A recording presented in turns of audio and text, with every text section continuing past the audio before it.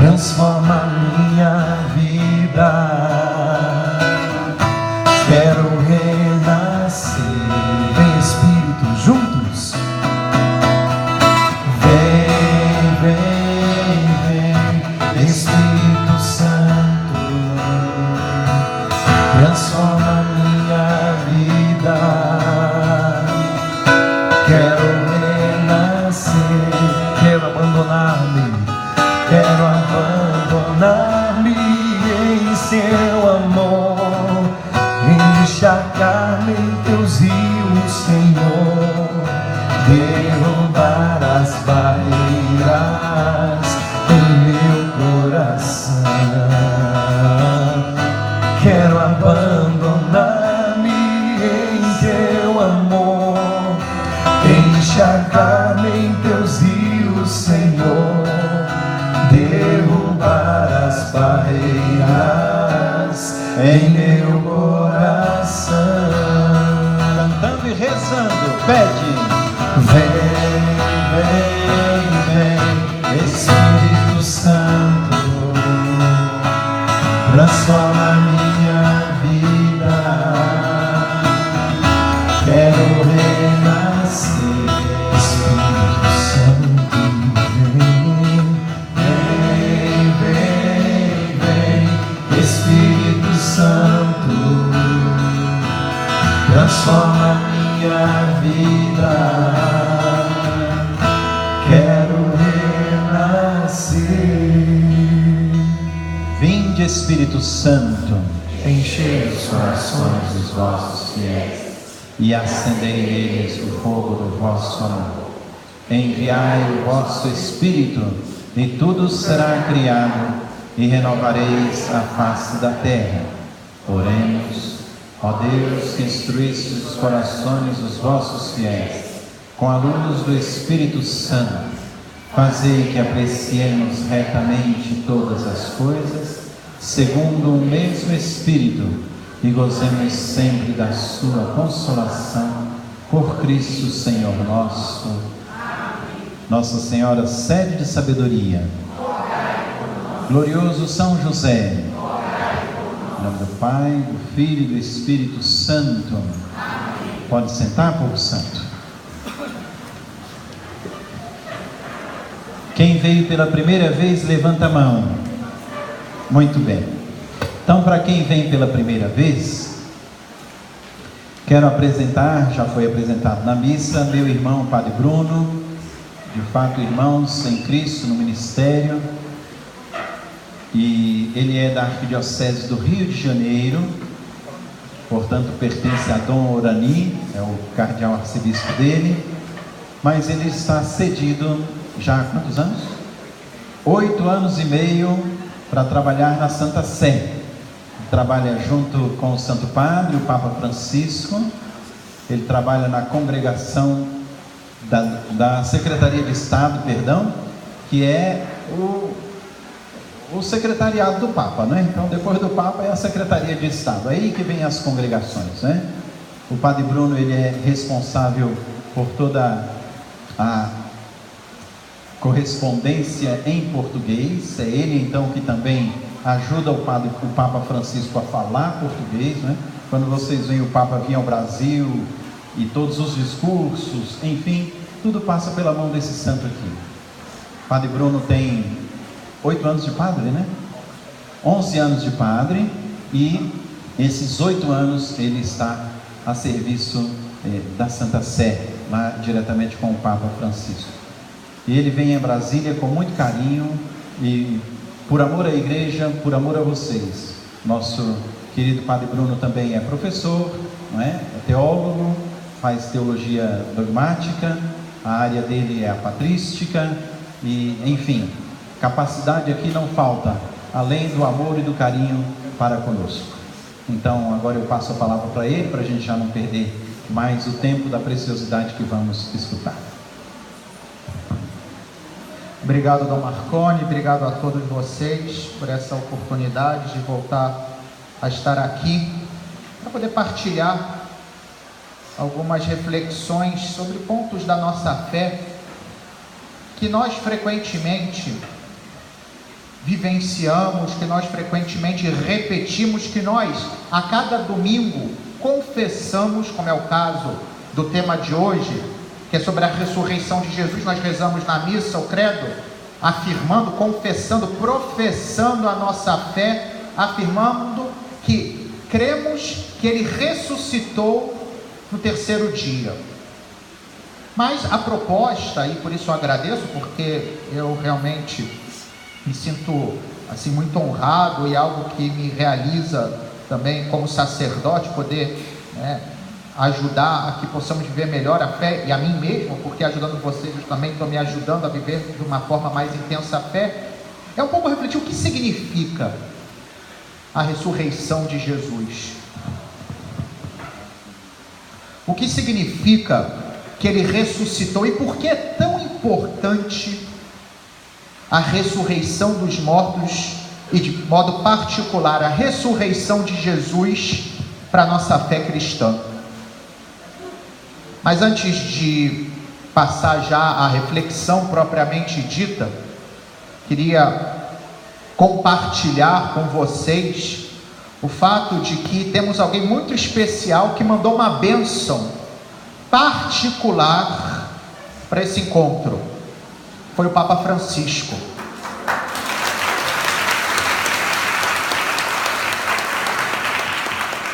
Nessa quarta-feira passada, durante a audiência geral, que foi lá na sala Paulo VI, no Vaticano, após a audiência que eu estava participando, apresentando os grupos de língua portuguesa, fui saudar o Papa, porque como estava vindo ao Brasil e não ia estar para o Natal, fui desejar Feliz Natal a ele. E então comentei, que entre outras coisas, estaria vindo a Brasília para dar essa, não diria palestra, mas fazer essa reflexão, essa partilha com vocês. E ele então me disse: olha, pode levar a minha bênção e peçam que eles rezem por mim também. Então fica aqui a bênção do Papa e o pedido do Papa. Porém não é só isso. Depois de tarde, nessa mesma quarta-feira, eu tive a possibilidade de almoçar com o bispo, Monsenhor Georg Gasvain. Ele é o secretário particular do Papa Bento XVI. E como grande parte daquilo que eu vou compartilhar com vocês é um pouco a linha do pensamento do Papa Bento XVI, eu comentei com ele, que estava vindo da Brasília, ele ficou muito feliz e disse que ia comentar com o Papa Bento também. Então são dois papas que estão sabendo desse nosso encontro, não é pouca coisa. Dito isso, e que estejamos em união com o Romano Pontífice, que é o, como chamava Santa Catarina de Sena, o doce Cristo na terra, nós então possamos também oferecer esse nosso encontro, esse nosso dia, pelas suas intenções, para que o Papa Francisco possa continuar a ser esse sinal de Deus nesse mundo de hoje, tão marcado pela intolerância, tão marcado pelos extremismos.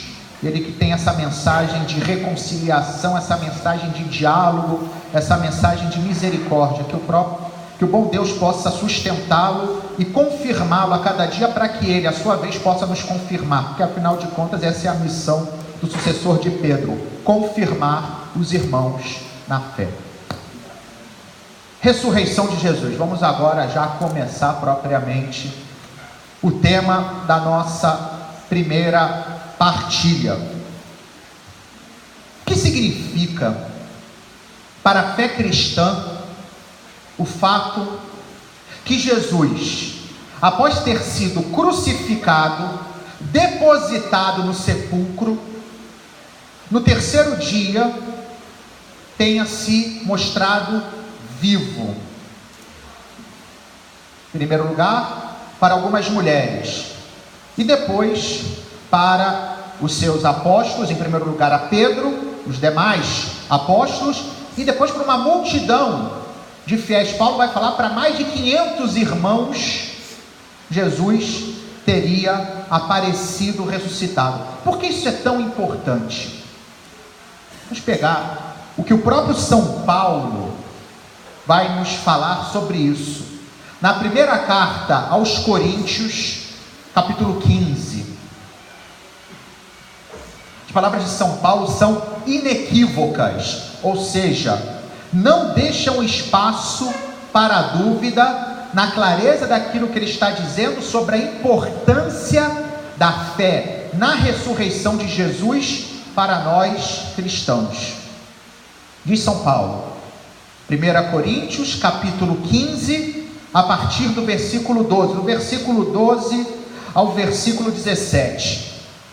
Ora, diz São Paulo, se prega que Cristo ressuscitou dentre os mortos, como podem alguns dentre vós dizer que não há ressurreição dos mortos? Depois temos que ver o que significa exatamente o conceito, a ideia de ressurreição, né? Porque às vezes a gente não entende muito bem o que é isso de ressurreição, mas isso é outro problema. Vamos ficar aqui com o que São Paulo está nos dizendo. Como é que alguém diz, de São Paulo, que não há ressurreição dos mortos? Continua o apóstolo, se não há ressurreição dos mortos, então Cristo não ressuscitou. E se Cristo não ressuscitou, atenção que ele vai dizer agora, que é forte, a nossa pregação é sem fundamento, e sem fundamento também a vossa fé. Mais à frente vai afirmar de novo, pois se os mortos não ressuscitam, repete a mesma ideia, para ficar claro, versículo 16, então Cristo também não ressuscitou, e se Cristo não ressuscitou, a vossa fé é vã, vazia, sem valor, e ainda estáis nos vossos pecados. Que a clareza com a qual o apóstolo São Paulo fala da importância da ressurreição é o critério fundamental para que a nossa fé tenha valor, é o que ele está dizendo. Se Cristo não ressuscitou, se não houve ressurreição, portanto, nós aqui somos, vai dizer São Paulo no mesmo texto, os mais infelizes dentre os homens, porque estamos perdendo o nosso tempo, estamos indo atrás de uma ideia que no fundo é uma fábula, que no fundo é uma invenção, que no fundo é um delírio. Podemos aqui tentar dar a palavra mais suave, mas no fundo é uma perda de tempo. Mas por que é importante então a ressurreição? Porque a ressurreição significa, e essa é a ideia, que Jesus, após ter passado pela crucifixão, e que convenhamos, foi algo que os apóstolos não esperavam, afinal de contas ele se apresentava como Messias. Vamos tentar um pouquinho agora, fazer um exercício, de cada um imaginar no lugar de um apóstolo. Então eu estou lá em Jerusalém, e acompanho aquele homem que tinha uma pregação, um modo de falar, que ninguém antes tinha feito nada igual. Uma figura extraordinária. Pensemos nesses grandes pregadores que a gente hoje conhece, o próprio Papa Francisco, né, que é uma figura que atrai tantas pessoas. Então, aquela figura extraordinária. Mas além de falar como ninguém falava, ainda operava milagres. Fazia os cegos verem, os surdos ouvirem, os paralíticos andarem, os mortos voltarem à vida. E não usei aqui a palavra ressurreição de propósito, a gente vai ver que é diferente, como aconteceu com Lázaro ou com o filho da viúva de Naim, que voltaram a viver, mas não ressuscitaram ainda. Vão ressuscitar no final dos tempos, como cada um de nós, isso que a gente acredita. Mas que fez coisas extraordinárias, que se apresentou como Messias, como aquele que era esperado, descendente de Davi. Imagina, eles estavam achando que aquilo ia ser o ápice, e eles eram os escolhidos de Jesus, os escolhidos desse homem extraordinário. Eles não estão se sentindo o máximo. Eu me sentiria se estivesse no lugar deles, como não? Imagina, eu que trabalho com o Papa Francisco, a cada dia tenho que agradecer a Deus a graça de poder estar perto daquele homem extraordinário. Imagina ele junto de Jesus, e de repente tudo vai em ruínas, de um dia para o outro. Numa segunda-feira, ele entra em Jerusalém aclamado, com as palmeiras, Hosana, aquele que vem em nome do Senhor e tal. Depois, na sexta-feira, é crucificado, condenado à morte, humilhado. Entraram em curto-circuito. A gente às vezes fala, porque eles fugiram. Eu também teria fugido. Eu, como Pedro, provavelmente teria negado Jesus também. Imagina a decepção, a frustração de estar experimentando. De repente, tudo aquilo que você tinha imaginado vai para o espaço. Agora, imaginemos, e se tivesse ficado nisso? O que ia ser Jesus para nós? Ia continuar tendo sido, sem sombra de dúvidas, um homem extraordinário. Os seus ensinamentos, as palavras de Jesus, que os evangelhos nos transmitiram, os seus ensinamentos, continuam sendo palavras que mesmo para não cristãos, inspiram bons pensamentos, inspiram bons propósitos, inspiram admiração. Quantos, por exemplo, budistas, hindus, mesmo os muçulmanos, têm a Jesus como uma grande figura, como um personagem sábio, como um sujeito que ensinou um modo de viver autêntico diante de Deus.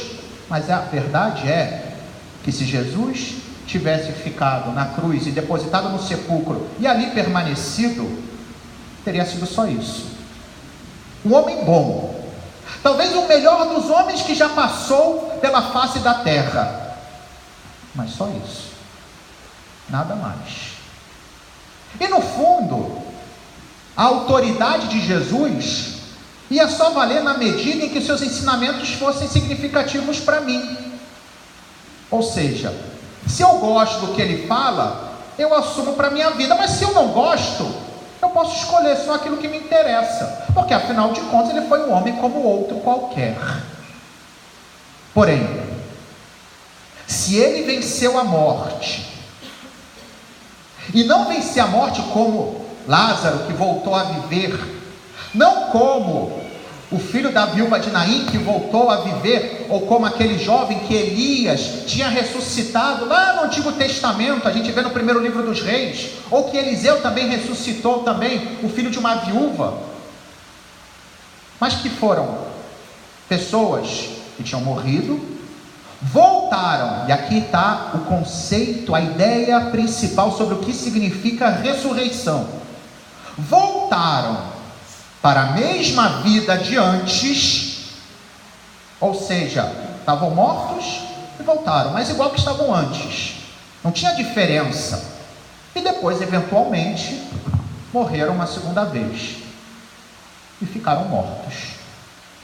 O que aconteceu com Jesus foi diferente, e a gente vai ver agora, um pouco acompanhando o que a Bíblia, o que o Novo Testamento nos conta, como é que foi diferente essa manifestação de Jesus. Ele se apresentou não como alguém que voltou a viver, mas como alguém que começou uma nova forma de existência, como alguém que de algum modo tinha rompido, tinha vencido, tinha ultrapassado a grande barreira que nos limita a todos nós, seres humanos, que é a morte. Aqui, nós podemos ter muitos planos para o futuro. Para hoje, mais tarde, esperemos um bom almoço, não tenho dúvida que o será. Para como já estamos planejando as celebrações de Natal e família, quem sabe uma viagem nas férias, quem sabe até projetando para daqui a alguns anos, quem está estudando, quem tem um projeto no trabalho. Mas certeza, por mais duro que possa parecer o que eu vou dizer, a única que temos é que vamos morrer. De repente, eu vou falar aqui um absurdo, mas enfim, que vocês me entendam, posso estar falando aqui ter, sei lá o que, um patatús aqui, caiu morto. Espero que não, mas é uma possibilidade. Porque eu sei que a minha vida é limitada. Todos nós experimentamos isso. Aliás, a forma como nós encaramos a morte vai determinar muito como nós vivemos. Daí que temos fé, que acreditamos que a vida não termina aqui e procuramos viver de cara essa vida eterna. Porque também se terminasse tudo aqui, certamente a minha vida ia ser muito diferente daquilo que é. E Jesus, ao contrário, se apresenta de uma forma diferente, numa realidade que de forma definitiva venceu a morte, não como um corpo, para entender o conceito, que foi reanimado, ou seja, que a alma voltou para o corpo, como era o caso de Lázaro, como era o caso do filho da viúva de Naim e tantos outros que aparecem na Sagrada Escritura, não, mas uma realidade nova.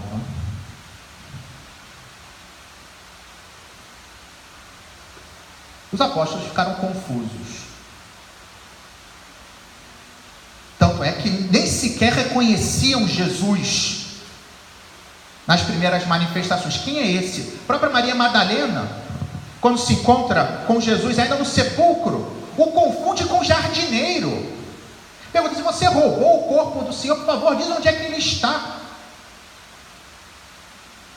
Porque os apóstolos não conseguiam entender aquilo, como também não tinham entendido absolutamente nada. Essa que é a verdade. Por isso que o Espírito Santo era necessário, porque estavam realmente perdidinhos. A fé judaica, os judeus, acreditavam na sua maioria na ressurreição dos mortos.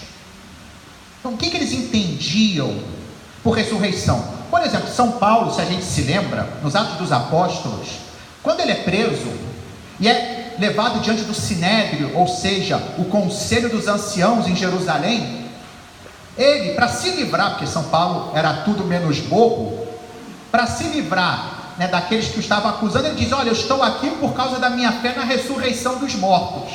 E como tinha um grupo de judeus que não acreditavam na ressurreição, que eram os saduceus, que estavam ligados ao sacerdócio no templo, ao passo que os fariseus acreditavam na ressurreição, começaram a brigar entre si. Paulo conseguiu se safar. E o que era a fé na ressurreição? Talvez a segunda leitura de hoje na missa providencialmente nos explique bem, para a gente captar o sentido daquilo que a fé na ressurreição dos mortos significava para os apóstolos naquele momento. Ou seja, como judeus, o que eles acreditavam. O que São Pedro nos falou hoje na segunda leitura? Fala desse final dos tempos, Dom Aparecido nos comentou na sua homilia, dos elementos cósmicos, ou seja, do mundo, que estão como que derretendo-se, literalmente. Fala assim: o céu se derrete, tomado pelo fogo, enfim, uma coisa apavorante, inclusive. Mas como é que ele conclui? Porque esperamos um novo céu, uma nova terra. Os judeus acreditavam, isso, em certa medida também nós acreditamos, porque o próprio São Pedro nos convida a isso, na sua carta, que no final dos tempos, esse mundo em que nós vivemos, marcado pela corrupção, não somente a corrupção aquela de quem coloca o dinheiro alheio no bolso também, mas a corrupção mesmo da matéria. As coisas vão, a gente envelhece, mas a gente não envelhecer no fundo é um eufemismo, a gente vai apodrecendo. Essa aqui é a verdade, nossa carne vai pouco a pouco apodrecendo, até que finalmente apodrece de vez quando a gente já está no caixão. E essa renovação final é quando esse mundo caduco, esse mundo que tem data de validade, vai deixar de existir, para que exista uma nova realidade, uma terra perfeita, uma terra sem morte, uma terra sem dor, uma terra sem pecado, no final dos tempos. Ora, se o mundo vai ser transformado, vai ser renovado, também esse corpo tem que ser renovado. Porque se vai ter um mundo novo, que não é mais corruptível, já não vai mais se dissolver. Ora, o que adianta eu estar nesse mundo se eu continuar com esse corpo? Vai ser uma prisão, o mundo perfeito é desse jeito. Então a fé na ressurreição, que era aquela que os apóstolos tinham, era sobretudo isso, era ter um novo corpo que ia corresponder a esse novo céu e essa nova terra. Até aqui chegamos. Porém, isso era no final dos tempos. E Jesus se apresenta já com essa realidade do final dos tempos, mas agora, no mundo presente. Isso os apóstolos não conseguiram entender no início. Só com a paciência de Jesus, as várias manifestações dele, é que pouco a pouco foram entendendo, até que finalmente pudessem captar o sentido quando o Espírito Santo se manifestou e nos transmitiram isso como critério para a nossa fé. Mas agora vamos fazer uma pergunta mais grave, mais séria, desagradável, mas que deve ser feita. Porque se queremos ser pessoas, homens e mulheres, de uma fé profunda, é necessário que a nossa fé faça ou passe por certos interrogantes. A gente não aceita o que a Bíblia diz simplesmente porque alguém me disse que a Bíblia é a palavra de Deus, ou que eu creio que Jesus ressuscitou dos mortos simplesmente porque alguém me disse que Jesus ressuscitou dos mortos e eu aceito isso. Como poderia aceitar, né, alguém que dissesse que a Coca-Cola quem beber Coca-Cola vai para o céu? Podia afirmar uma coisa do gênero, mas alguém diz, não, isso é absurdo, como é que a Coca-Cola vai levar alguém para o céu? O que vai levar é você ter provavelmente uma gastrite, isso sim. Crer na ressurreição, hoje, nós somos homens e mulheres do século 21. A ciência avançou muito. Vamos comparar o que Pedro, o que João, o que Tiago, o que Maria Madalena, o que Paulo, que era um homem inclusive estudado, o que eles conheciam da ciência, o que eles conheciam da medicina, não pode se comparar com o que a gente sabe hoje. Mesmo uma pessoa que não estudou tem muito mais conhecimento científico do que o maior dos cientistas da época de Jesus. Isso é fato. E será que hoje nós podemos afirmar que um homem não simplesmente voltou dos mortos, mas teve uma vida transformada? Será que é razoável isso? Será que é plausível? Repito, é uma pergunta difícil, mas que tem que ser feita, para que a nossa fé seja uma fé madura, para que a nossa fé seja uma fé não de alguém que tem uma superstição, não que alguém que tem uma crendice, não alguém que aceita qualquer absurdo que é dito, como infelizmente nós vemos em tantas seitas, mas alguém que tem uma fé que não contradiz, ainda que supere a sua inteligência.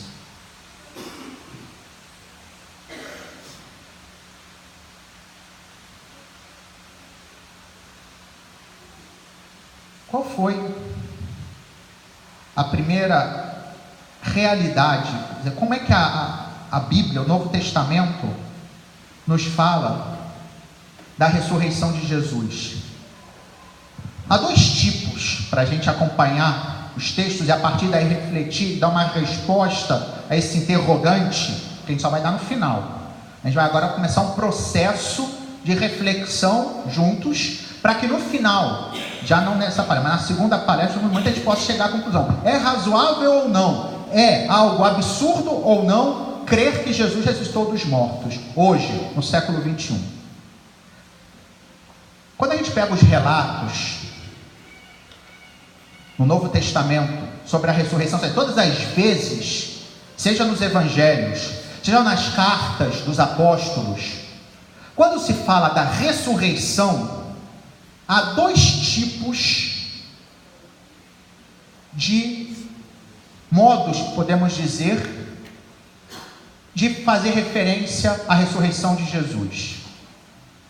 A gente pode meio que classificar esses dois grupos digamos, de afirmações que Jesus ressuscitou, segundo as seguintes categorias.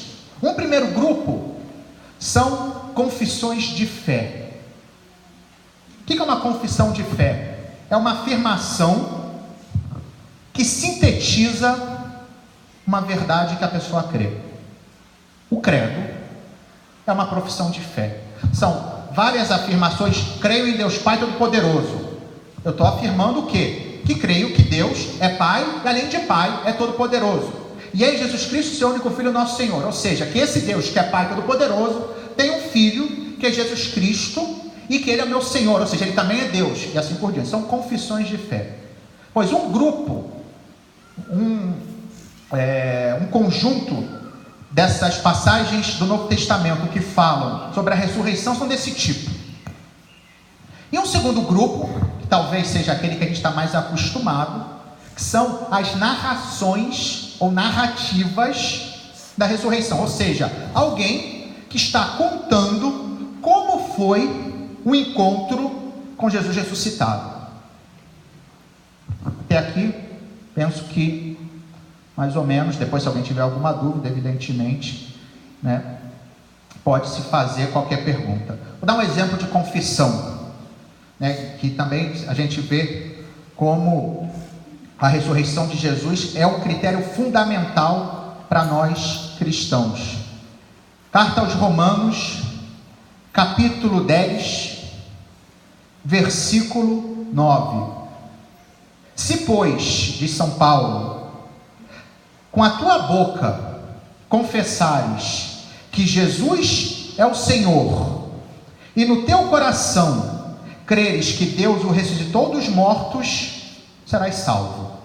Romanos 10, 9. Uma confissão. Duas condições para a salvação. São Paulo, então, nessa brevíssima frase, nos diz duas coisas. Você quer ser salvo? Pergunta São Paulo. O que você tem que fazer? Primeiro, confessar que Jesus é o Senhor. A palavra Senhor, a gente sabe que na Bíblia é um modo de se referir a Deus, porque como no Antigo Testamento, e a gente lembra dos mandamentos da lei de Deus, era proibido falar o nome de Deus, então toda vez, sobretudo no Antigo Testamento, que aparecia o nome de Deus, os judeus, em vez de ler o nome de Deus, que é Yahvé, eles liam Senhor. Então quando se fala de Senhor, está falando de quem? De Yahvé. Então quando São Paulo fala, você quer ser salvo? Confesse que Jesus é o Senhor. Está dizendo o seguinte: confesse que Jesus é Deus. Mas não basta isso. Qual é a outra condição? Crer de todo o coração que Deus o ressuscitou dos mortos. Aqui, a fé, o núcleo da nossa fé é sintetizado em duas verdades fundamentais. Se eu não aceito essas verdades fundamentais, eu estou me excluindo da salvação e não posso mais me considerar cristão. Porém, sempre com São Paulo, o exemplo mais claro dessa confissão, dessa forma de transmitir a ressurreição, está também na primeira carta aos Coríntios, de novo, que a gente começou com ela e voltamos a ela agora, no capítulo 15 também, quando São Paulo faz uma síntese, através dessa confissão, daquilo que ele recebeu, ou seja, a fé que alguém transmitiu para ele e que ele está passando adiante. Tá, na primeira carta aos Coríntios, versículos 3 a 8.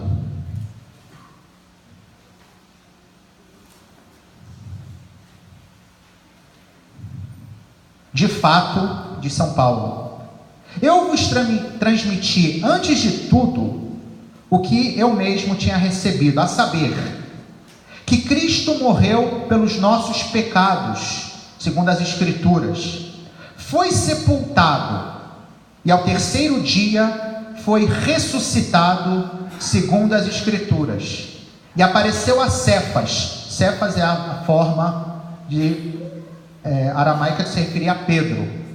Apareceu a Cefas e depois aos 12. Mais tarde apareceu a mais de 500 irmãos de uma vez. Imagina, uma multidão de Jesus, como se estivéssemos aqui agora, e Jesus aparecesse. Se fosse um problema de alucinação, ia ser muita gente, alucinação coletiva mesmo.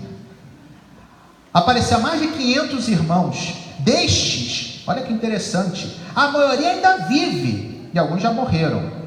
Depois apareceu a Tiago, depois a todos os apóstolos. Por último, apareceu também a mim, que sou como um aborto. A gente sabe depois a história da conversão de São Paulo, quando ele estava na estrada, indo para Damasco, que Jesus se apresenta para ele e diz: Saulo, Saulo, por que me persegues? Enfim, aí cai do cavalo, fica cego e tem aquela conversão, e depois vai ser batizado por Ananias, já em Damasco, e vai mudar de vida. Quais são os elementos que a gente vê aqui? Em primeiro lugar, que São Paulo sintetiza: Jesus morreu, foi sepultado, ressuscitou, aparecendo em primeiro lugar a Cefas, ou seja, a Pedro, colocando aqui também a preeminência, ou seja, como que Pedro estava em primeiro lugar em relação aos demais discípulos.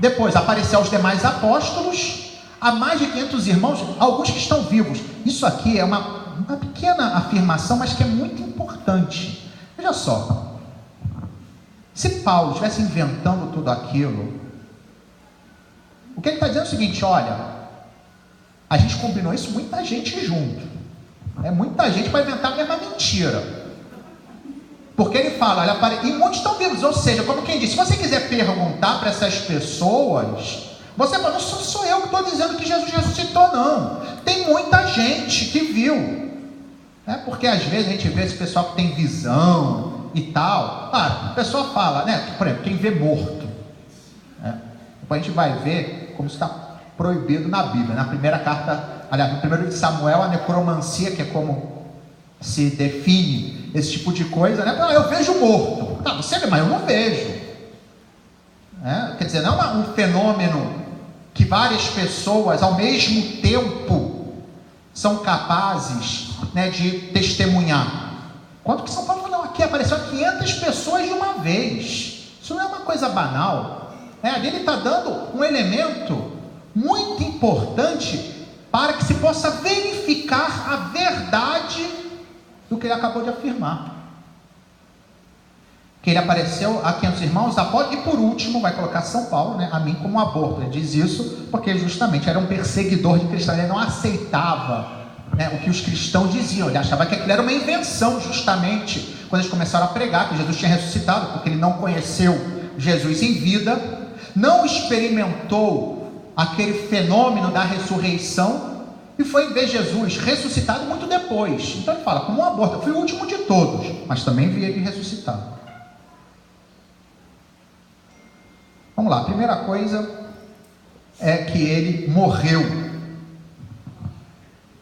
Essa afirmação também é importante, porque um dos dramas do início do cristianismo era encontrar um equilíbrio entre os primeiros fiéis, entre duas tendências exageradas, que era ou afirmar o aspecto humano de Jesus, negando o aspecto divino, então a falar muito da corporalidade, do aspecto corporal, ignorando essa nova realidade da ressurreição. Mas também tinha outro problema, e que talvez foi até mais grave, porque o grande perigo no início do cristianismo não foi afirmar de forma exagerada a humanidade de Jesus, mas afirmar de modo exagerado a divindade. Então tinha alguns que inclusive iam dizer que no fundo Jesus não morreu na cruz, não. Eram os chamados docetas.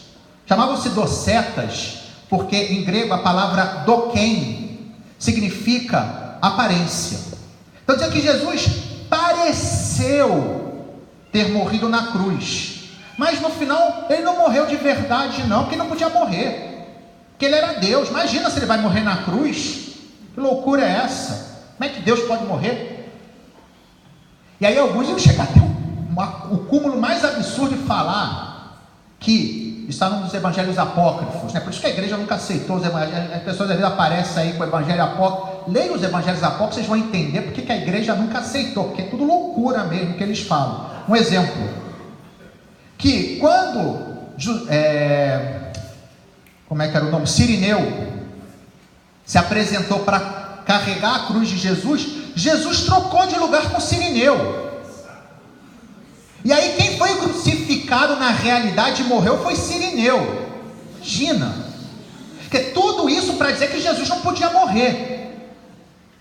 Ao contrário, a fé cristã desde o início não tem vergonha de afirmar com todas as letras que ele morreu de verdade, por mais escandaloso que pudesse parecer. Isso é interessante, porque seria muito mais fácil você criar uma fábula, que era difícil você aceitar. Olha, eu vou te apresentar aqui, imagina, um pagão, uma pessoa nunca ouviu falar de Jesus. Vou te falar do cara que é o Salvador.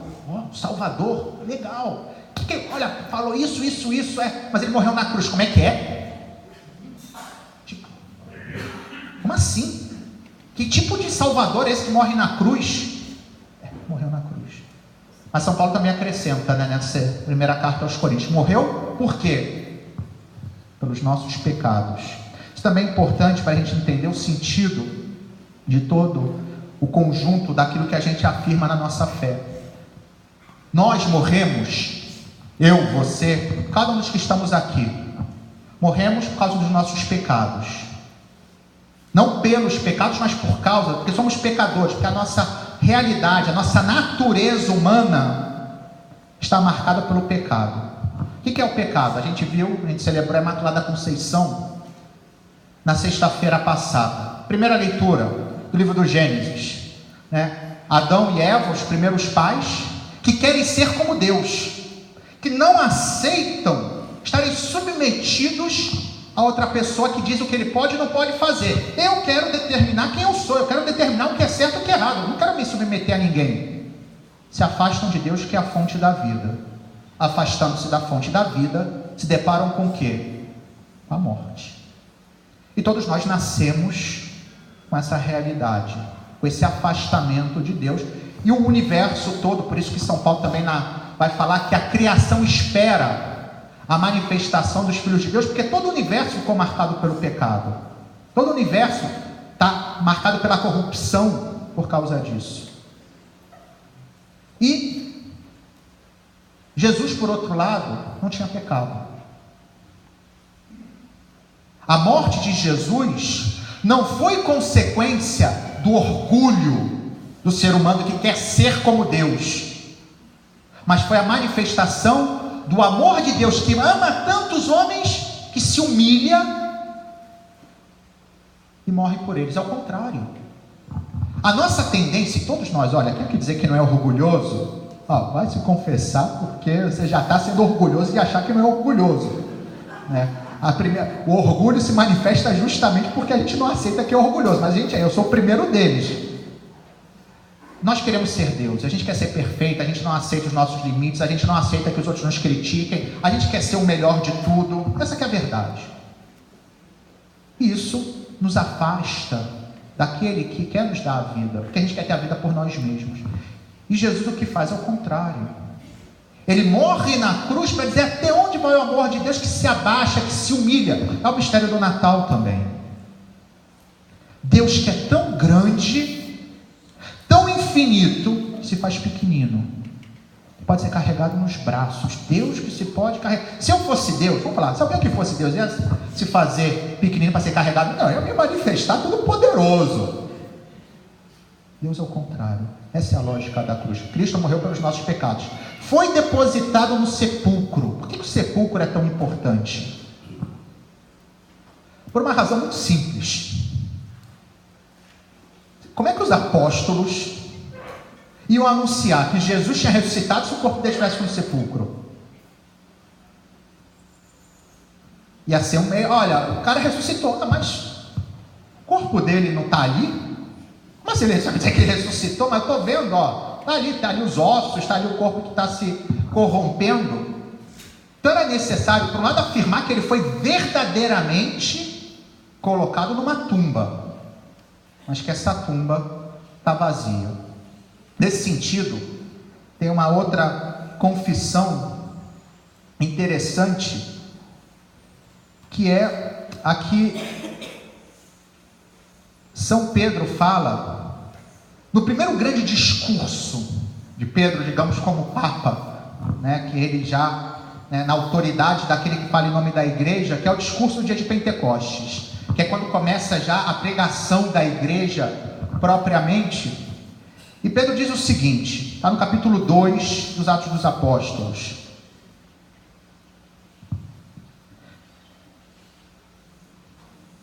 Capítulo 2, versículo 22 até 28. Diz São Pedro: homens de Israel, escutai estas palavras. Jesus de Nazaré, imagina, a primeira vez que alguém está anunciando Jesus, né, como Senhor.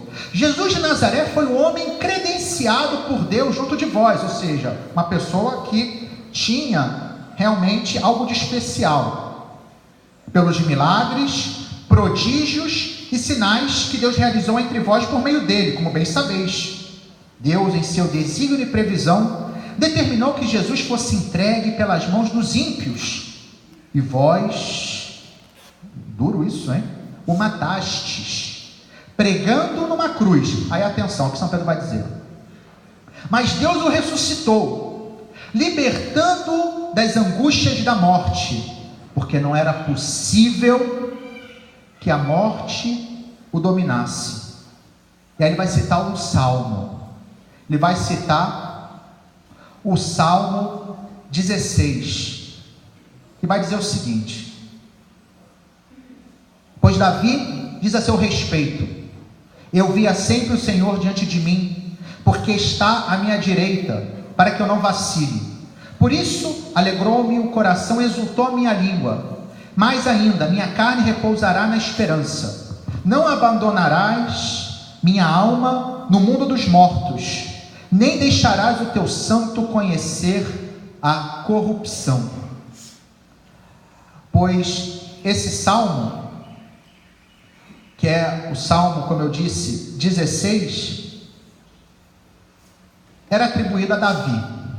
É por isso que São Pedro fala, Davi já disse e tal, aí fala que não deixarás o teu servo ficar na mansão dos mortos, na terra dos mortos, e nem que ele conheça a corrupção. Aí São Pedro depois vai acrescentar, se vocês continuam lendo o texto vão ver. Ora, mas a gente sabe onde é que está o sepulcro de Davi. Como é que ele falou essas palavras? Não deixarás o teu servo ficar na mansão dos mortos, não deixarás que conheça a corrupção. Ora, Davi falou isso, mas está morto. Então ele se referia a outra pessoa. Quem é essa pessoa? Esse que eu estou anunciando, Jesus. E o sepulcro, vocês podem procurar. O de Davi, a gente sabe onde é que está. Vocês podem então verificar que as palavras de Davi não podiam se referir a ele, ele está ali. Jesus, ao contrário, não está mais. Então aqueles que estavam escutando podiam verificar a verdade do que estava sendo anunciado. Ou seja, não estavam inventando fábula, não estavam inventando uma história. Falaram, olha, eu estou te inventando aqui, mas tem como, por exemplo, vou aqui falar uma coisa, enfim, só para a gente se entender, mas não é uma crítica direta, bom, um pouco mas enfim, tem, a gente fica, deixa para lá, mas o livro de Mormon, né, que é o livro fundante da Igreja dos Santos dos Últimos Dias, né? Entre outras coisas diz que foi o anjo que escreveu em placas de ouro e tal, blá blá blá, mas nunca ninguém vê isso. Quer dizer, então você fala de algo que só você sabe, mas ninguém pode comprovar, né? E tem gente que segue, mas aí você vai perguntar, mas você viu? Houve outras pessoas que tenham comprovado aquilo que você está me dizendo, não só você que viu isso e acabou. Não, sou eu. Pedro, quando estava anunciando, falou, olha, o que eu estou dizendo, vocês podem verificar, hein?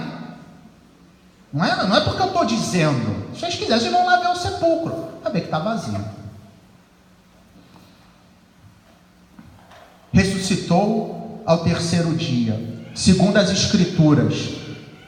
O que significa o ressuscitou ao terceiro dia? Por que 3 dias, né? Aqui também é um problema.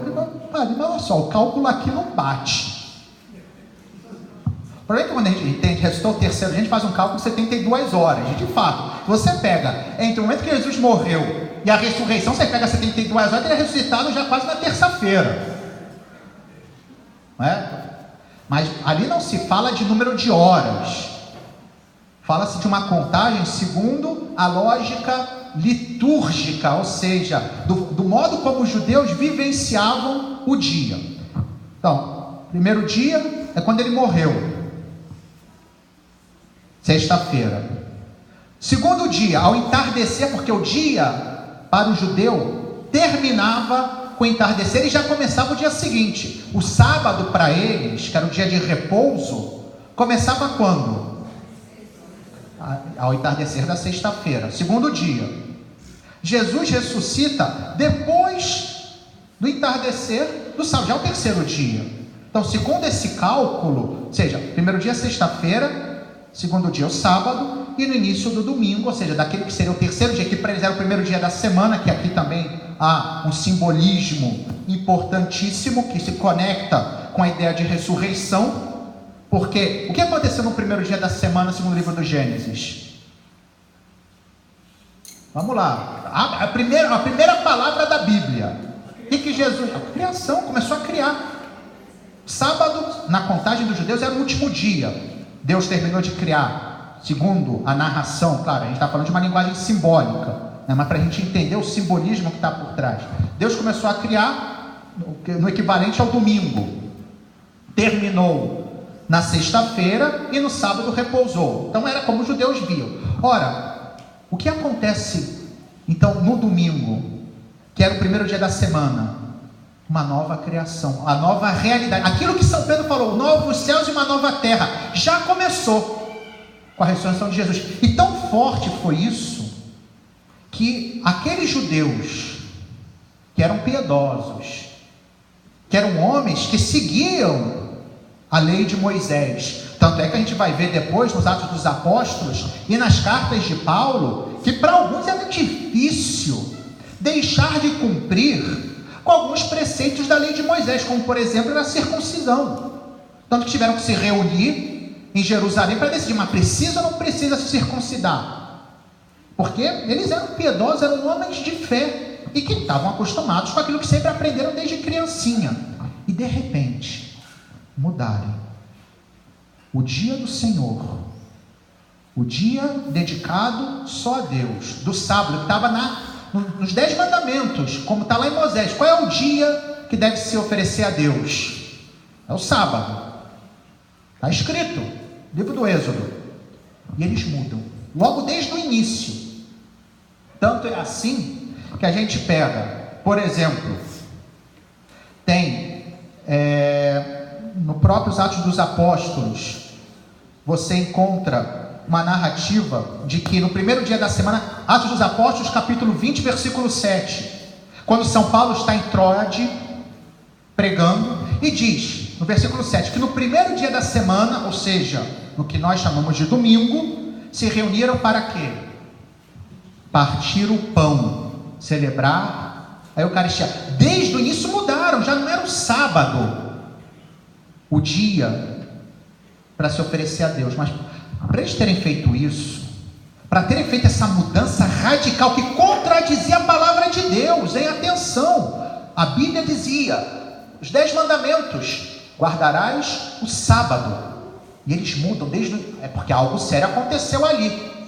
Esse é o sentido do ressuscitou ao terceiro dia, para marcar a veracidade do fenômeno histórico, ou seja, que aquilo aconteceu realmente naquele dia, que não é simplesmente um simbolismo, que não é uma adaptação, mas porque foi tão forte aquilo que eles experimentaram no primeiro dia da semana, que eles falaram, o sábado ficou para trás, agora o novo dia do Senhor é o domingo. Também no livro do Apocalipse, no início, capítulo 1, versículo 10, quando São João começa a ter a visão, qual é o dia da semana? É o domingo. São João, a visão do Apocalipse tem durante a missa. Provavelmente ele estava indo celebrar a missa, claro, não o rito que a gente tem agora, enfim, ainda um rito que estava em desenvolvimento, mas foi celebrar a missa e teve aquela visão no domingo, no dia do Senhor. Como é que a gente está? Fazemos agora uma paradinha? Que aí a gente está aqui nessa parte das confissões, e depois a gente vai passar, né, para o que os evangelhos narram dos encontros com Jesus. Muito bem, para esticar as pernas. É tão bom que a gente não quer parar, né? Mas vamos esticar as pernas um pouquinho. A Fratelli pede que todos vocês se comprometam de levar um presentinho de Natal ali. Tem uma mesinha boa, bem farta ali para vocês escolherem um presente de Natal. E assim o Bruno agora vai preparar a finalização. A gente volta daqui 10, 15 minutinhos para alguém ir ao banheiro, enfim, e a gente já volta.